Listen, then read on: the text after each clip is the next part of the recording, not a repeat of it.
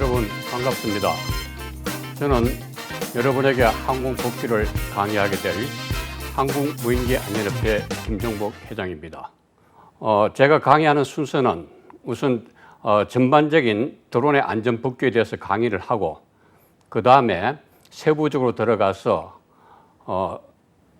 항공안전법과 항공사업법 그리고 공항시설법과 그 다음에 소위 드론법으로 불리우는 이 법을 드론의 활용 및 촉진에 관한 기반 조성에 관한 법률 여기에 대해서 이제 공부하고 그 다음에 최종적으로는 여러분들에게 예상 문제를 가지고 출제 예상 문제를 가지고 해설하는 걸로 하겠습니다.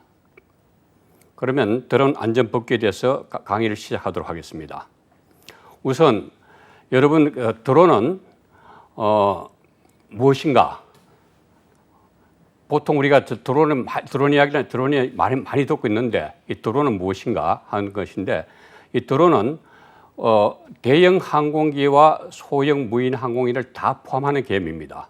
그런데 우리나라에서는 일반적으로 일정 무게 이하의 소형 무인 항공기를 의미하는 것으로 알려 있습니다. 그런데 그 원래 뜻은 쓸모없고 독침도 없는 수컷 꿀벌을 이야기합니다. 그렇게 하고 우리나라 항공안전법상으로는 무게 기준으로 무인 항공기와 무인 비행장치로 구분하고 있고 소형 무인 항공기를 무인 비행장치로 부르고 있으며 초경량 비행장치에 포함시키고 있습니다. 그래서 우리나라는 이제 그 무게 기준으로 150kg을 기준으로 해서 150kg 이상은 무인 항공기라 하고 150kg 이하는 무인 비행장치라고 부르고 있습니다. 그런데 우리나라는 이 무게 기준으로 하는데 미국 같은 경우는 무게와 속도와 운용 범위, 그 다음에 유럽은 무게, 그 다음 운용 범위, 속도 여기에다가 위험도까지 범위를 넓히고 있습니다. 그래서 우리나라에서도 사실 그 위험도 기준을 갖다가 도입하려고 했었는데 최종적으로는 무게 기준으로 정해졌습니다. 그래서 그다음에 알아두시면 좋을 사항으로 우리나라 항공안전법상으로는 무인 항공기를 항공기에 사람이 탑승하지 아니하고 원격 자동으로 비행할 수 있는 항공기로 정하고 있습니다. 무인 항공기를 항공기에 사람이 탑승하지 아니하고 원격 자동으로 비행할 수 있는 항공기 이렇게 정의하고 있는데 이 정의가 조금 문제가 좀 있습니다. 문제는 뭔가 하면 항공기에 사람이 탑승하지 아니하고 이거는 그래서 이 무인 항공기에 사람이 탑승하지 않는 그건 맞는데 그런데 지금 드론 택시가 등장을 하고 그 다음에 그렇게 되면 이게 또 정의가 바뀌게 됩니다. 그래서 정확한 정의는 조종자가 탑승하지 아니하고 그게 맞습니다. 그게 맞는데 최근에 또 드론 택시라는 신개념이 등장을 하니까 이게 또 다시 정의가 좀 바뀌어져야 하는 문제가 있습니다. 그런데 여기 핵심은 원격 자동으로 비행할 수 있는 항공입니다. 원격 자동으로. 그래서 그렇게 하고 국제민간항공협약의 제8조에 무조종사 항공기라는 개념을 도입하고 있습니다. 무인 항공기라는 개념이 제일 처음에 등장하는 것은 1919년도에 파리 협약에서부터라고 이야기하고 있습니다. 그런데 1919년도라 하면 여러분들 아시겠지만 우리나라 3.1 운동이 일어났던 해 아닙니까? 그러니까 그때 벌써 이 서구에서는 무인 항공기의 개념이 벌써 등장을 했다는 이야기라고 참고로 아시면 되겠습니다. 그렇게 하고 소위 국제민간항공기구 아이카오를 갖다가 국제민간항공기구로 하는데 이 아이카오는 나중에 설명을 드리겠지만 국제민간항공을 총괄하는 기구입니다. 총괄하는 유엔 산하의 전문 기구인데 이 아이카오에서는 무인 항공기를 소위 UAV 또는 그다음 RPA 뭐 이렇게 해서 여러 가지로 그 명칭이 그 난립을 하고 있었는데, 그래서 이 국제 민간 항공 기구에서는 그 RPA로 명칭을 통일했습니다. 이 RPA라고 하는 것은 Remotely Piloted Aircraft에서 이게 다시 이야기하면 원격으로 추종되는 항공기죠. 그래서 앞에서 보신 것처럼 무인 항공기는 원격 자동, 여기에 핵심적인 요소가 됐습니다. 그렇게 하고 미국에서는 무인 비행 장치를 소형 무인 항공기라고 하고 부르고 있으며 무게 기준으로는 55파운드, 25kg 이하입니다. 그래서 그렇게 하고 4.4파운드, 그럼 2kg 이하는 초소형 무인 항공기로 분류하고 있습니다. 그리고 드론을 갖다가 형태별로 한번 살펴보겠습니다. 형태별로는 어떻게 되는가 하면 비행기 형태, 우리나라에서 지금 육군에서 사용하고 있는 송골매라고 있죠. 그 다음에 틸트로트 형태. 이 틸트로트 형태라고 하는 것은 이륙할 적에는 수직으로 이륙해가지고 날아갈 적에는 비행기처럼 이렇게 날아가는 걸 이야기합니다. 그래서 소위 드론 택시가 등장하게 되면 이 틸트로트 형태가 될 거라고 보고 있습니다. 그렇게 하고 그다음 헬리콥터 형태의 그 드론이 있고, 그 다음에 날개 수에 따라 가지고 쿼드콥터는 날개가 4개 있는 것, 헥사콥터는 6개 있는 것, 옥토콥터는 8개 있는 것, 이렇게 해서 분류하고 있습니다. 그렇게 하고 여기에 군사용 드론이 있는데, 이 군사용 드론은 소위 이게 보이는 건, 사진에 보이는 거는 글로벌 호크입니다. 글로벌 호크인데 이것도 소위 드론입니다. 드론이고, 그 다음에 배달용 드론, 그 다음 레이싱 드론, 방제용 드론, 촬영용 드론, 이렇게 그 용도별로도 구분하고 있습니다. 그렇게 하고 그 다음에 이 드론의 종류에 대해서 한번 봤고요. 그 다음에 세부적인 내용을 좀 들어가서 우리나라에서는 2kg 이상의 드론을 소유한 자는 신고하게 되어 있습니다. 그래서 사업용 또는 2kg 이상의 드론을 소유한 자는 신고해야 합니다. 이것이 지난번까지는 법이 개정되기 전까지는 12kg이었습니다. 12kg인데 이것이 2kg으로 바뀌었다 하는 거. 그래서 사업용 또는 2kg 이상의 드론을 소유한 자는 반드시 신고하게 되었습니다. 그래서 초경량 비행장치를 소유한 자는 초경량 비행장치의 종류, 용도, 소유자 등의 성명 등을 신고하게 되었으며 이전 말소 등 변경사항도 신고하게 되었습니다. 그리고 무인 동력 비행장치에 대해서는 2kg 이상을 소유한 자는 신고해야 하며 2kg 이하는 신고하지 않아도 되나 항공기 대여업, 항공기 레저 스포츠 사업, 초경량 비행장치 사용 사업의 경우는 제한다. 그렇게 되니까 항공기 대여업, 항공기 레저 스포츠 사업, 초경량 비행장치 사용 사업의 경우에는 이거는 신고해야 됩니다. 이 소위 우리나라도 소위 등록제를 시행을 하고 있습니다. 그래서 알아두시면 또 좋은 사항으로서 2kg 이상의 드론을 운영하여 사업을 하는 경우는 교통안전공단에서 발급하는 조종자 자격증명을 취득해야 합니다.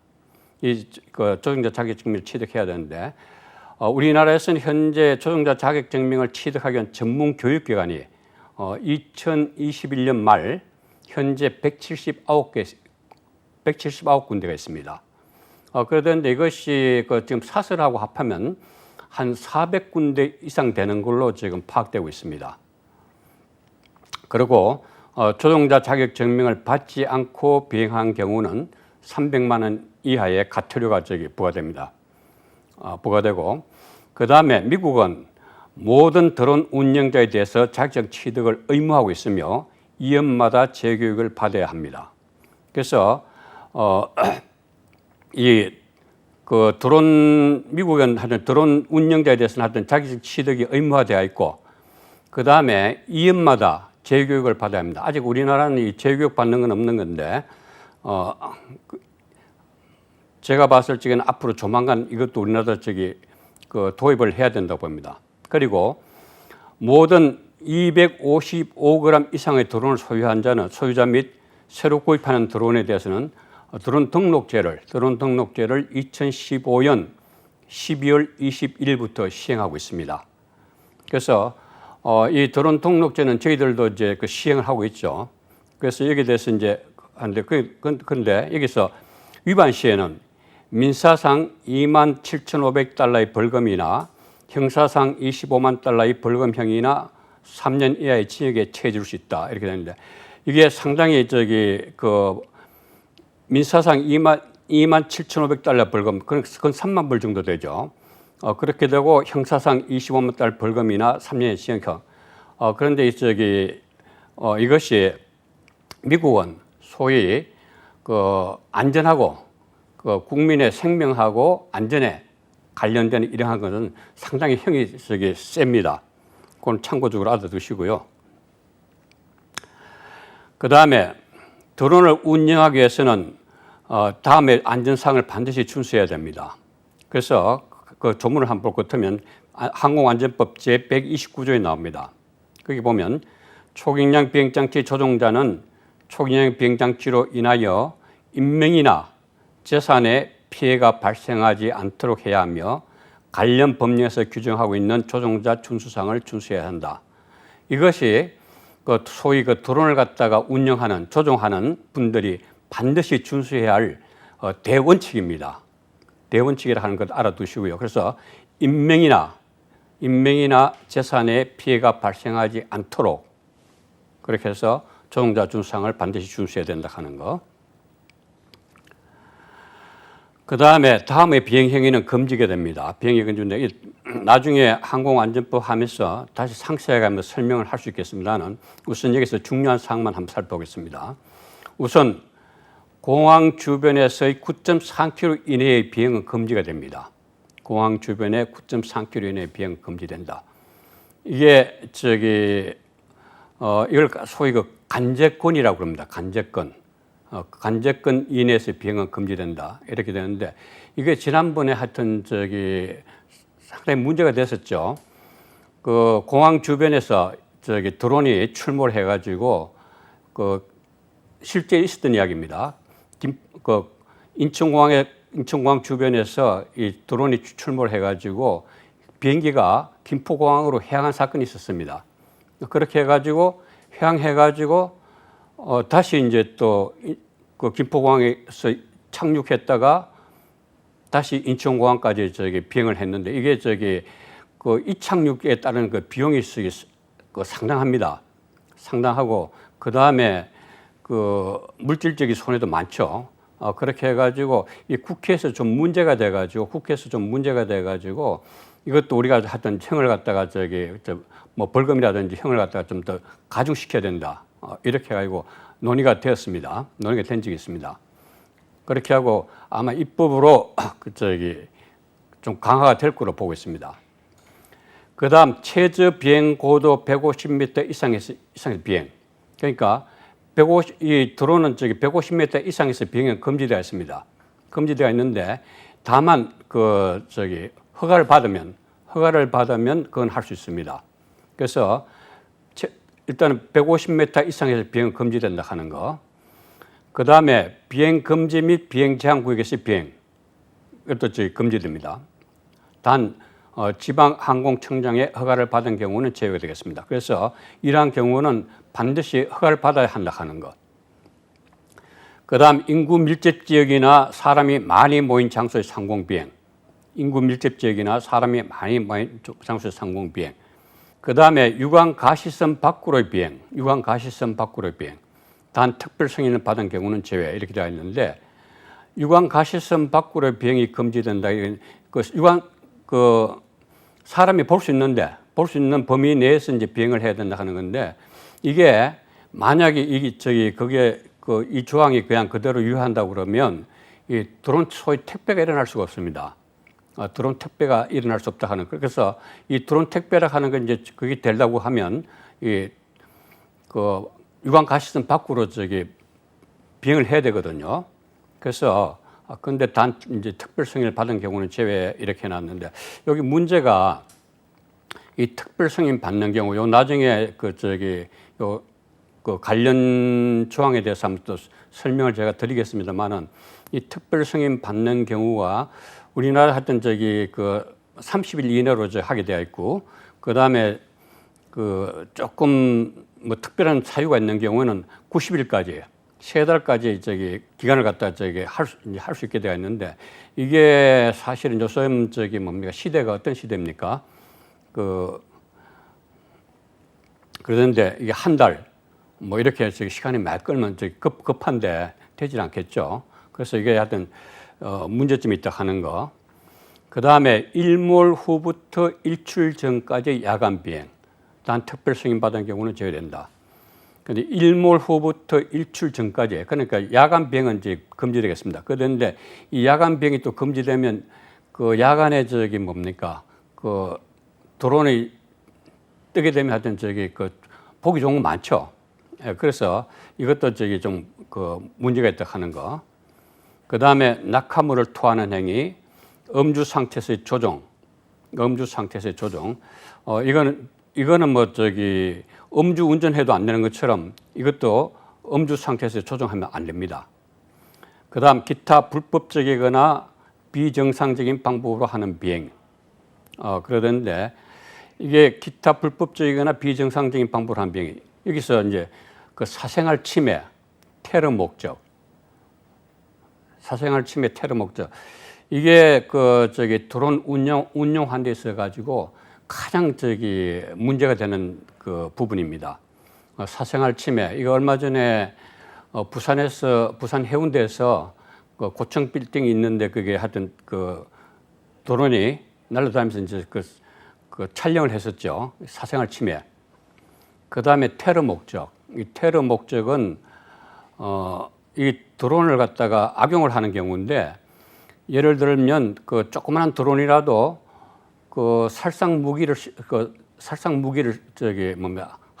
하학 무기 이걸 갖다가 하면서 그걸 떠다니면서 농약 살포하는 식으로 이 살상 그 하학 물질을 갖다 살포하게 되면 큰 피해가 입는 거죠. 그래서 이 사생활 침해 테러 목적 이것이 드론 운용하는 데서 가장 큰 문제가 된다 하는 거, 그 참조적으로 알아두시면 되겠습니다. 이러한 조종사 준수사항 위반 시에는 200만 원 이하의 과태료가 부과됩니다. 그래서 지금까지 이제 설명드린 거 이걸 다시 한번 그림으로 한번 표시해봤는데요. 이제 9.3km 고항에서 9.3km 범위는 소위 간제권입니다. 이 간제권 내에서 이제 비행을 갖다가 해서는 안 된다 하는 거. 그 다음에 150m 이상 상공에서 날리면 안 된다 하는 거. 그 다음에 드론은 아무 곳에서 날리면 안 된다. 비행 금지 구역, 비행 제한 구역 이런 그건 그 제한이 있다 하는 거. 예, 이제 이것도 드론 날리면 안 되는데 이제 그 허가를 받는 서울지방항공청이라든지 부산지방항공청, 그 다음에 군에서는 수도방위사령부 이런 이제 그 연락하는 데입니다. 연락처. 그 다음에 드론이 사람이 많이 모인 장소로 상공이라든지 그 다음에 경기하고 있는 이런 경기장 상공 이런 거 안 된다고 그랬죠. 예. 그 다음에 물건을 갖다가 싣고 나르는데 낙하하는 거, 낙하할 위험성이 있는 거 이런 것도 낙하물 투하 행위는 금지가 됩니다. 그래서 이거는 드론 조종사 준수사항을 갖다가 그 그림으로 한번 표시한 겁니다. 비행 중에 장치를 육안으로 항상 확인할 수 있어야 한다 하고, 사람이 많이 모인 곳 상공에서 비행 금지, 사고나 분실에 대비해 장치에는 소유자 이름과 연락처를 기재하도록 한다. 야간 비행은 불법이다. 음주 상태 조정은 금지다. 비행 중 낙하물을 투하하지 않는다. 국제적으로 크게 문제가 된 사건입니다. 국제적으로 크게 문제가 된 사건인데, 이게 제가 알기로는 아마 CJ 엔터테인먼트인가요? 여기서 가가지고 이태리 가가지고 밀라노에서 드론을 갖다가 조종하면서 성당의 첨탑에 충돌할 뻔한 사건입니다. 그래서 국제적으로 하여튼 신문에도 나고 문제가 됐었습니다. 그 다음에 사생활 침해, 그 다음에 드론이 이제 사고가 날 수 있습니다. 우선 드론은 그 배터리 가지고 운용을 하기 때문에 이게 폭발할 수 있는 그런 위험이 있습니다. 그런 위험이 있고, 그 다음에 그 날개가 도는 속도가 엄청나게 빠릅니다. 빠르기 때문에 거기에 손을 갖다 댄다든지 이렇게 하면 크게 상처를 입을 수 있는 이런 사고로 연결될 수가 있습니다. 그 다음에 드론으로 사용 사업을 경영하려면 국토교통부의 영으로 정하는 바에 따라 등록을 하여야 합니다. 이 사용 사업이라 하는 건데 이게 초경량 비행기 사용 사업의 범위는 다음과 같습니다. 이렇게 해서 이게 항공법 시행규칙 제6조에 나오고 있습니다. 6조에 나오고 있는데 우선 첫 번째가 비료 또는 농약, 살포, 씨앗 뿌리기 등 농업 지원. 예시를 해놓은 겁니다. 그 다음에 두 번째가 사진 촬영, 육상 및 해상 측량 또는 탐사. 그 다음 다 산림 또는 공원 등의 관측 및 탐사. 라, 조정교육. 그 밖에 과목부터 과목까지 예외의 다음에 해당하지 않는 사업. 해서 국민의 생명과 재산 등 공공의 안전에 위해를 가할 우려가 있는 경우, 그 다음 보안, 국방 등 국가 이익에 위협을 가져올 수 있는 경우, 이런 경우는 안 되죠. 안 될 것 같은 대표적으로 하던 비료 또는 농약, 살포, 씨앗 뿌리기 등 농업 지원, 사진 촬영, 육상 및 해상 측량 또는 탐사, 산림 또는 공원 등의 관측 및 탐사, 조정교육, 이 조정교육도 소위 사용 사업에 해당됩니다. 그런데 이 사용 사업의 등록 기준은 우선 자본금이 법인은 납입 자본금 3천만 원 이상, 그 다음에 개인은 자산 평가액 4,500만 원 이상 이렇게 됐는데 여기서 최대 이륙 중량 25kg 이하인 무인 동력 비행 장치를 사용하는 사업은 제외. 그렇게 하고 개인도 최대 이륙 중량 25kg 이하인 무인 동력 비행 장치를 사용하는 사업은 제외. 이렇게 해서 대폭 완화시켰습니다. 그래서 대폭 자본금 규정도 대폭 완화시켰다는 거고, 그 다음에 추종자 한 명 이상, 그 다음 장치, 무인 비행 장치 한 대 이상, 그 다음에 보험은 무인 비행 장치는 제3자 보험에 계류식 기구는 자동차 손해배상 보장법 시행령 제3조 제1항에 따른 금액 이상을 보장하는 보험에 가입할 것. 이렇게 했기 때문에 예를 들어서 자기가 조종자 자격증을 가지고 있고, 그 다음에 드론 한 대만 가지고 있으면, 25km 이하인 경우에는 이 보험만 들면 혼자라도 얼마든지 사업을 할 수가 있습니다. 그래서 이 소위 1인 사업, 이걸 갖다 이제 할 수도 있다는 이야기죠. 그래서 이게 사업에 뛰어들기는 아주 이제 쉽게 돼가지고 하는 거. 예, 그렇게 아시고요. 그런데 여기서 이제 보험이 이제 나중에 한번 설명을 드리겠는데요. 이 보험이 상당히 이제 문제가 되고 있습니다. 문제가 되고 있는데 이게 사실 범위가 이제 충분하지 않다는 문제인데요. 이게 자동차 손해배상 보장법에 하면 아마 1억 5천까지 될 것 같습니다. 그렇게 되는데 이 1억 5천 가지고는 예를 들어서 드론이 공장지대에 떨어져 가지고 큰 화재 사고를 일으켰다. 그래서 만약에 사람이 많이 다쳤다 또는 사망을 했다. 이런 경우가 생기는 것 같으면 이 피해 범위가 엄청나거든요. 그런데 이 보험 가지고 이 손해배상 보장법 가지고 커버가 도저히 되질 않죠. 되질 않는데 이 보험 문제가 앞으로도 계속 이제 문제가 될 것 같고, 그래서 사실은 국토부에서도 이걸 갖다가 이 보험 문제를 해결하려고 하다가 이게 처음부터 이걸 갖다 보험 문제를 해결하려고 노력을 했는데 아직까지도 시원한 답은 안 나오고 있는 이런 실정입니다. 그다음에 여기 이제 이 부분이 이제 새로 바뀐 부분인데요. 그 드론 안전 비행 절차에서 완구용, 그다음에 지금 이번에 그 작년에 3월 1일부로 법이 개정되면서 1종, 2종, 3종, 4종 이렇게 그 드론도 구분이 되어 있습니다. 구분이 되어 있는데 그래서 1종은 그 25kg 초과, 그다음에 2종은 7kg 초과 25kg 이하, 그다음에 1종은 2kg 초과 7kg 이하, 그다음에 4종은 250kg 초과 2kg 이하, 그다음에 이제 250kg 이하에서 완구용 모형 비행 장치인데요. 그 사업을 하는 경우는 모든 걸 신고를 다 해야 됩니다. 신고를 해야 되는데 이제 비사업 경우는 1종하고 완구용하고 4종은 신고하지 않아도 되고, 그 다음에 이제 사업 시에는 전부 다 사업 등록이 필요하고, 그 다음에 25kg 이상은 그 안전성 인정을 받아야 됩니다. 이 안전성 인정을 받아야 되는데 이 안전성 인정은 항공안전기술원에서 해주고 있습니다. 그렇게 하고 조종자 자격 증명, 소위 그 자격 증명을 취득해야 되는 데는 소위 교통안전공단에 이제 그거 다 해야 되고요. 여기서 이 부분에서 나중에 자세하게 설명을 하겠습니다. 설명을 할 건데 우선 여러분 하나 알아둘 것은 이 그 1종에서 3종을까지 취득할 수 있는 연령은 만 14세 이상이고, 그 다음에 4종은 그 만 10세 이상, 그거 좀 바뀌었다 하는 거, 그건 유의하시면 되겠습니다.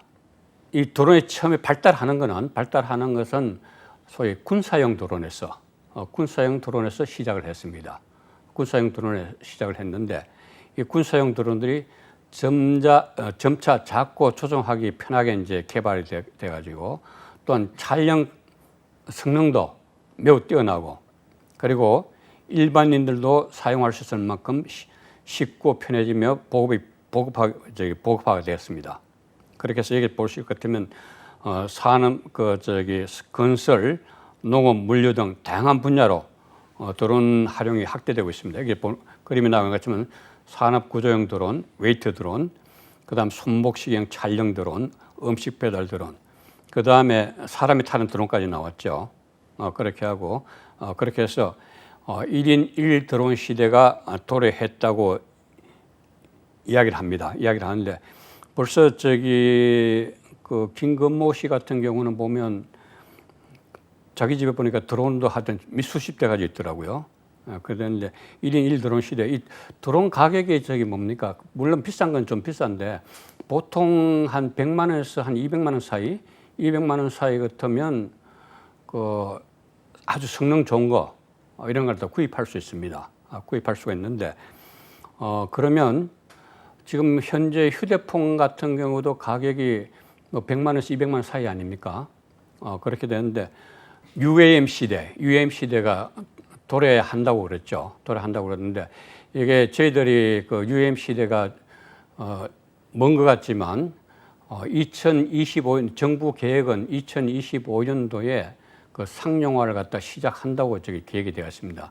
이 UAM이라 하는 것은 Urban Air Mobility 해서 우리나라 말로는 하여튼 도심 항공교통 이렇게 하는데 그래서 이 도심 항공, 그래서 드론 택시로 소위 대표되고 있죠. 드론 택시로 대표되고 있어가지고 이 부분이 요즘 한창 뜨고 있기 때문에 이 부분을 조금 설명을 하고 들어가려고 합니다. 여기에 보면 그 UAM 해서 Urban Air Mobility, 그래서 이 도심 항공교통의 등장 이렇게 되어 있는데 이게 도시가 거대화되고 도로 인프라의 확장 제약으로 심각한 교통 체증 문제. 그러니까 서울 같으면 지금 서울이 하여튼 전 세계적으로 한 7위 정도로 하여튼 그 교통이 혼잡하다고 그럽니다. 그렇게 하고 뭐 예를 들어서 강남 지역에서는 뭐 차가 막혔다 하면 뭐 1시간 보통이죠. 그렇게 해가지고 이런 그 문제를 갖다 해결하기 위해서 혁신적인 3차원 교통수단으로 수직 이착륙 항공기를 개발하고 신교통 생태계 조성의 필요성이 어떤 대두가 돼가지고 그래서 앞으로 지금 현재가 투데이 해서 2차 교통로의 한계로 교통 체증이 이제 현상이 심화됐는데 앞으로는 3차원의 친환경 항공교통으로 교통 체증을 갖다가 해소시킬 거다. 이렇게 해서 이 드론 택시 시대가 곧 등장하게 됩니다. 그래서 여기에 이제 기본적으로 이제 관리가 있는 게 거의 드론 교통 관리입니다. 드론 교통 관리인데 이거는 비간제 공역에서 다수의 드론을 안전하게 운영하기 위한 교통 관리 체계 개발. 그래서 및 상용 시스템 구축 여기에서 이제 국토부에서 이렇게 내놓고 있습니다. 내놓고 있는데.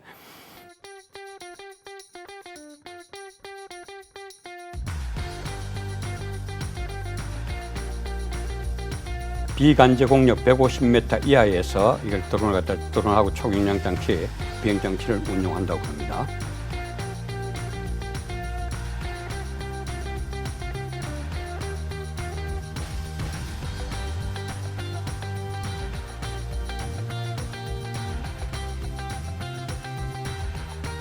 이 나사 주도로 저고도 공력의 드론 교통을 위한 UTM이 지금 개발 중입니다. 개발 중이고 아마존은 물용 드론을 위한 드론 화웨이를 제안했습니다.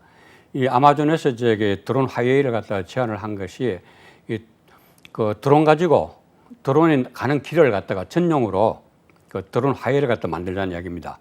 그렇게 해가지고 드론만 다닐 수 있는 그런 길로 해서 그러면 이제 물류도 이걸 할 수 있겠죠. 그렇게 해가지고 이 드론 하웨이 개임을 갖다가 아마존에서 제시를 했습니다. 그래서 드론 하웨이는 그래서 저속에서 고속, 그 다음에 유인기 이렇게 등 해서 공력을 이제 분할해가지고 그 드론 하웨이를 갖다 만든다 하는 거고, 그다음 드론 교통 UTM이라 해서 이건 나사에서 드론 공력 배정 감제 감시를 위한 교통 관리 시스템을 갖다 연구하고 있습니다. 그래서 소위 우리 정부에서도 이제 K-드론 시스템을 이제 개발하고 있는데 이 K-드론 시스템은 모든 그 4차 산업혁명 요소 이게 전부 다 집합했습니다. 집합한 건데 그래서 5G, 클라우드, 빅데이터, AI 기술을 바탕으로 드론 소프트웨어와 항해 시스템을 통합한 한국형 K-드론 시스템을 갖다가 개발한다 이렇게 해가지고 정부에서 이제 적극적으로 하고 있습니다.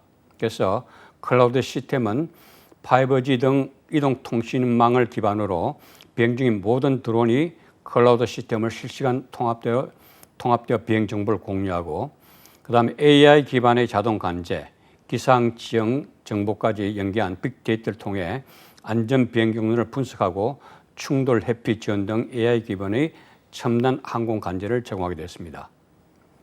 그다음에 원격 자율비행입니다. 출발, 경유, 목적지 등 사전 입력 정보를 토대로 AI형 자동 관제 소의 통제에 따라 원격 자율, 군집 비행 등 고도의 비행 시스템을 갖다 구축하는 것입니다. 이렇게 해서 클라우드 시스템, AI 기반의 자동 관제 시스템, 원격 자율 비행 이것이 K-드론 시스템의 핵심적인 구성 요소가 되겠습니다. 그러면 이 UAM 시장이 앞으로 어느 정도 커질 거냐? 어느 정도 커질까 하는데, 이게 보통 일반적인 통계로는 2040년까지 730조 원에 달할 것으로 예상하고 있습니다. 그렇게 하고, 이 국내는 13조 원 정도의 시장이 형성될 거다. 이렇게 하고 있는데, 이게 모건 스탠리라 하는 세계적인 컨설팅 회사가 있습니다. 이 모건 스탠리에서는 뭔가 하면 1,700조. 그러니까 2배도 넘는 거죠. 730조 원인데 그게 1,700조 원까지 예상을 하고 있습니다. 그래서 앞으로 하여튼 이 UAM 시장은 적어도 730조에서 많게는 1,700조까지 이러한 거대한 시장으로 형성될 거로 그렇게 보고 있습니다. 그래서 이것은 신기술 항공기를 통해 도심에서의 교통 서비스를 비롯한 화물 배송, 에어 앰뷸런스 등 다양한 용도로 활용이 예상됩니다. 그래서 그게 이제 EV톨이라고 하는 게 이건 드론 택시는 전기로 가게 됩니다. 전기로 가게 되고 그 다음에 수직 이착륙 그렇게 해서 거의 EV톨 이렇게 하는데 그래서 그런 형태가 이제 될 걸로 하여튼 보고 있습니다. 그렇게 하고 그래서 하여튼 교통에 있어가지고는 하여튼 혁명적인 이러한 그게 될 겁니다. 그렇게 하고 UAM 산업은 또 다양한 분야로 기체 부품 제작이라든지 정비, 운항, 관제, 공항 등 종합적인 생태계를 갖다가 형성하게 되겠습니다. 그래서 우리나라에서는 지금 전 세계적으로 하여튼 항공기 제작회사 적어도 한 200개 정도 이상의 업체가 여기 시장에 뛰어들고 있습니다. 우리나라에서도 현대자동차하고 하나시스템에서 UAM 사업을 갖다 추진하고 있는데 현대자동차는 미국의 우버사와 조비사 그렇게 하고 하나시스템은 오버에어하고 이제 기체 협약 개발을 통해 기체 개발을 진행 중에 있습니다. 그렇게 돼서 하나시스템에서는 2026년도에 이걸 갖다가 이제 출시한다고 그러고 현대자동차에서는 2028년도에 계획을 하고 있습니다. 2028년도 계획을 하고 있는데 우선 가장 가까운데 볼 수 있는 거는 2024년도에 파리 올림픽 때는 이 드론 택시가 운항을 하게 될 겁니다. 그리고 2025년도에 오사카 엑스포에도 이 미국의 조비에하고 그 다음에 일본의 토요타 이렇게 해서 합작을 해서 개발한 것이 운항을 하게 된다.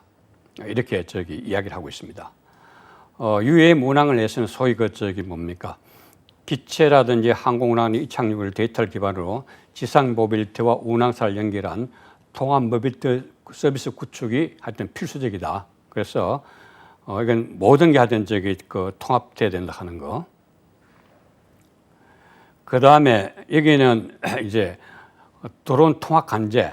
지금은 소위 관제가 1대1 항공기하고 관제하는 거는 1대1로 지금 하고 있지 않습니까? 그런데 UAM 시대에는 다수의 항공기를 다수의 드론을 관제하기 위해서 초연결된 새로운 디지털 통신망이 필수적입니다. 그래서 지금 5G를 넘어가지고 6G 또는 위성통신까지 활용되는 이러한 시대가 올 거다. 그렇게 하고 UAM에 있어가지고는 핵심적인 인프라가 하나가 또 뭔가 하면 소위 버티포트입니다. 버티포트라고 해가지고 도심 이착륙장 이걸 갖다가 표준 모델을 갖다가 개발이 꼭 필요하다. 그래서 이게 얼마 전에 저희들도 신문에 났죠. 신문에 났는데 서울시에서는 용산에 계획하고 있다 하는 것 같고 그 다음에 현대에서는 하여튼 보도 한번 나긴 났습니다는 남산에 있는 힐튼 호텔 있죠. 그걸 갖다가 헐고 거기다 버티포트를 짓겠다 이런 이야기 있었는데 하여튼 이 버티포트 이게 어떤 필수적입니다. 그래서 이 버티포트를 하는 거를 단순한 공항 드론 택시가 이착륙하는 것뿐만 아니고 거기에 가가지고 소위 쇼핑몰까지 다 합쳐가지고 그렇게 해서 가서 즐길 수 있는 이러한 장소로 아마 변형이 될 거다. 이렇게 하여튼 보고 있습니다. 그렇게 해서 이 도심 이착륙적 표준 모델 이 개발도 하여튼 필수적이다 하는 거. 지금 정부에서 계획하고 있는 거는 이제 초기가 2025년부터 2030년까지. 그 다음에 2030년부터 2035년까지는 성장기. 그 다음에 2035년도 이후는 성숙기. 이렇게 이제 하여튼 정부에서 어떤 계획은 잡고 있습니다. 잡고 있는데 이제 초기에는 아마 그 소위 안전 문제도 있고 이렇기 때문에 조종사가 탑승할 겁니다. 조종사가 탑승하고 그 다음에 승객이 그 현대에서 만드는 거는 한 5인승이거든요. 그게 조종사 타고 승객이 한 4명 타는 거 이런 게 이제 될 것 같은데 그렇게 초기에는 하여튼 이제 그렇게 하고 조종사가 탑승하게 되고 그 다음에 이제 성장기에는 이제 원격 조종을 하고 그 다음 성숙기에는 완전 자율비행으로 갑니다. 그러니까 자기가 알아서 이제 저절로 이제 비행하는 거죠. 그래서 완전 자동화되는 거. 그렇게 되기 때문에 그렇게 하고 지금 초기에 지금 정부에서 계획하고 있는 거는 버티포트를 갖다가 노선은 2개 정도, 그다음 버티포트는 한 4개 정도 이제 그 건설하는 거, 그다음 이착륙장 계류장은 4개하고 16개 이렇게 하고. 근데 이 기체 가격이 초기에는 아마 한 15억 정도. 15억 정도 될 건데 이것이 나중에 가면 성숙기로 들어가면 한 그 반쯤 정도, 그러니까 반값으로 한 7억 5천 정도로 이제 낮아질 거다 이렇게 하고.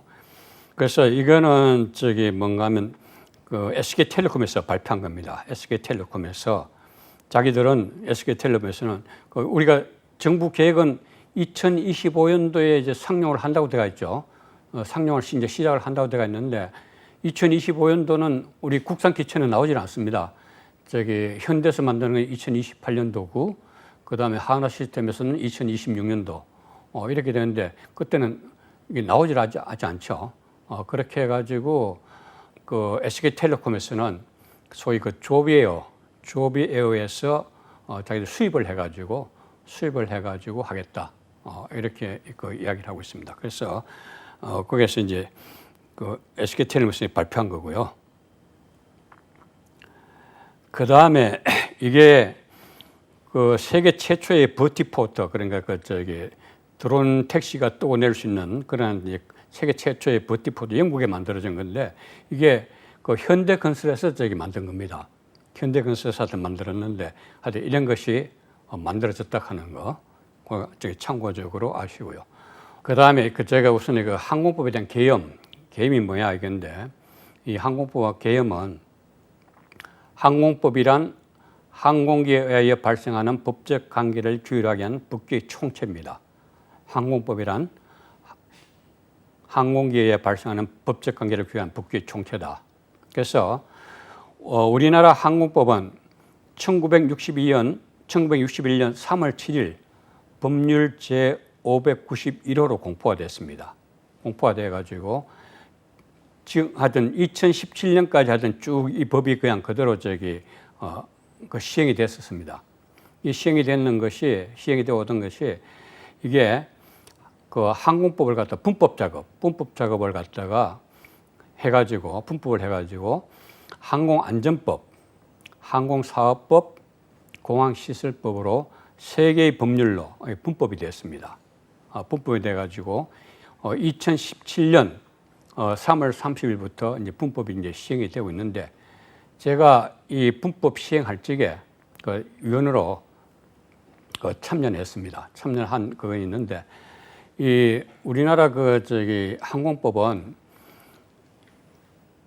1961년도 3월 7일 그 항공법은 소위 일본의 항공법을 그대로 베껴가지고 우리나라에서 시행을 한 겁니다. 우리나라 대부분의 법률들이 하여튼 그렇다시피 하여튼 일본의 법률을 그냥 그대로 벗겨서 하여튼 시행한 게 많은데, 특히 이제 항공법도 그랬었는데, 그러던 것이 그 항공법 법전 하나 가지고 뭐 안전에 관한 거, 기술에 관한 거, 그 다음에 사업에 관한 거 이런 걸 갖다가 다 포함하고 있으니까 너무 방대하고 이게 또 그 시대하고 안 맞는 거 있습니다. 그래서 이걸 분법하기로 결정을 했습니다. 그렇게 해가지고 항공 안전에 관한 거, 항공 사업에 관한 거, 공항 시설에 관한 거 이렇게 이제 3개로 이제 분법을 했거든요. 근데 일본은 아직도 항공 법전 하나 가지고 그냥 그대로 하고 있습니다. 그래서 이러한 면에 있어 가지고는 일본보다는 우리나라가 조금 더 앞서가고 있다. 적어도 법 분야에 있어 가지고는 그렇게 이야기할 수 있겠습니다. 그 다음에 국제민간항공기구에 대해서 제가 설명을 좀 드리겠습니다. 이 국제민간항공기구는 International Civil Aviation Organization, 소위가 ICAO, 이 ICAO인데 이거는 1944년 12월 미국 시카고에서 체결된 국제민간항공협약을 근거로 설립된 유엔 산하 국제기구입니다.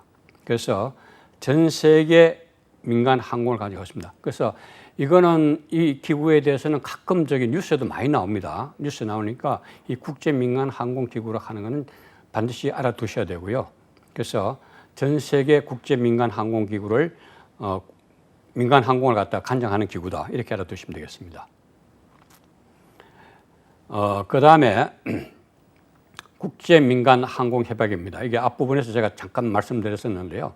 이 국제 민간 항공 협약은 Convention on Civil Aviation 해가지고 그 다음에 시카고 컨벤션이라고 불립니다.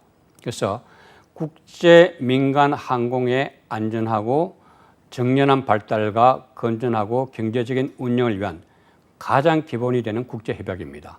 그래서 이게 시카고에서 제정이 됐다 해고 시카고에서 제정이 되고 일명 시카고 협약으로도 불립니다. 그래서 구성은 전문하고 사부 22장 96조항으로 구성이 되어 있습니다. 그 다음에 국제표준과 근거 방식인데요. 이게 상당히 중요합니다. 특히 항공하시는 분들은 이건 반드시 알아야 되는데 국제표준과 근거 방식, International Standard and Recommended Practice 이래가지고 줄여가지고 SIRPS라고 합니다. SIRPS. 이거 항공하시는 분들은 반드시 알아두셔야 됩니다. 그래서 이 항공에 관한 기준은 안전을 위해서 전 세계적으로 통일성을 요합니다. 이게 항공의 안전이 가장 중요하죠. 그래서 항공에 관한 기준은 안전을 위해서 전 세계적 통일성을 요한다. 이게 전 세계적으로 통일이 안 되면 이게 문제가 발생하죠. 그러니까 이 기준은 전 세계적 통일성을 요한다 하는 거예요. 예를 들면 지금 저희들하고 이제 대부분의 국가들은 높이할지 피트, 우리는 피트를 쓰고 있습니다. 피트를 쓰고 있는데 중국은 메타를 쓰고 있습니다. 메타, 높이도 아닌 메타를 쓰고 있는데, 근데 만약에 저희들 항공기가 중국 들어가는데 예를 들어서 중국이 메타를 쓰고 있다 하는 거, 그거하고 그다음에 우리나라는 피트를 쓰고 있는데 이거 착각을 일으키면 아주 곤란한 문제가 생기죠. 사고로까지 이어질 수가 있습니다. 그렇기 때문에 전 세계적인 통일성을 요한다 하는 거. 그렇게 하고 이 상위점은 반드시 그걸 갖다가 아이카오에다 통보해 주게 되어 있습니다. 그렇게 하고 그리고 이 국제표준과 근거 방식 이걸 갖다가 국제민간항공협약 제37조에 규정하고 있습니다. 국제민간항공협약 제37조에 국제표준과 근거 방식을 규정하고 있고 그 구체적 표준을 아이카오 부속서상에서 규정하고 있습니다. 그래서 아이카오 부속서상에는 19개 부속서가 있습니다. 제1부속서는 항공종사 면허에 관한 거고 제2부속서는 항공주식, 그 다음에 제6부속서 항공기 운항, 그 다음에 제10부속서 항공통신, 제11부속서 항공교통 업무, 그 다음 제13부속서 항공기 사고조사, 제15부속서 항공정보 업무, 그 다음에 제19부속서 안전관리, 요거는 특별히 좀 중요시되는 부속서입니다. 그래서 이 부속서에 대해서는 반드시 19개 부속서가 있다 하는 거, 그 부속서에